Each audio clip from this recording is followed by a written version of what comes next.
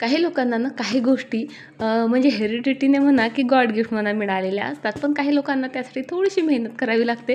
जशी काही मस्त दाटसर लांब सडक केस, आणि मी जे आहे सेकंड कॅटेगरीत येते, त्यासाठी मी बनवते आहे तेल. सो त्यासाठी बघा मी इथे पॅराशूट ऑइल कढईमध्ये टाकलं आणि त्यानंतर या प्लेटमध्ये तुम्हाला काय काय दिसतंय बघा. गोड निंब, कांद्याची साल, आणि हे जे आहे ना ते आहे कांद्याचंच बी, याला म्हणतात कलोंजी. त्यानंतर मेथीदाणा, जवळ, जास्वंदाची फुलं, असं भरपूर काही घेतलं आणि उकळत्या तेलात जे आहे मी हे सोडत आहे.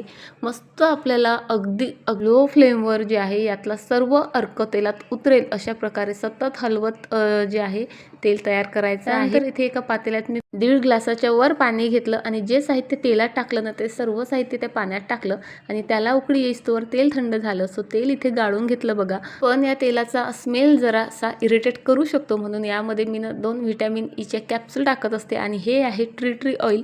याने ना तेलाचा जो सुगंध आहे इतका मस्त येतो की काय सांगू तुम्हाला. चला, तेल तयार झालं, पाणीही उकळून कोमट झालं. आता त्याच्या मदतीने मेहंदी भिजवते. बाय.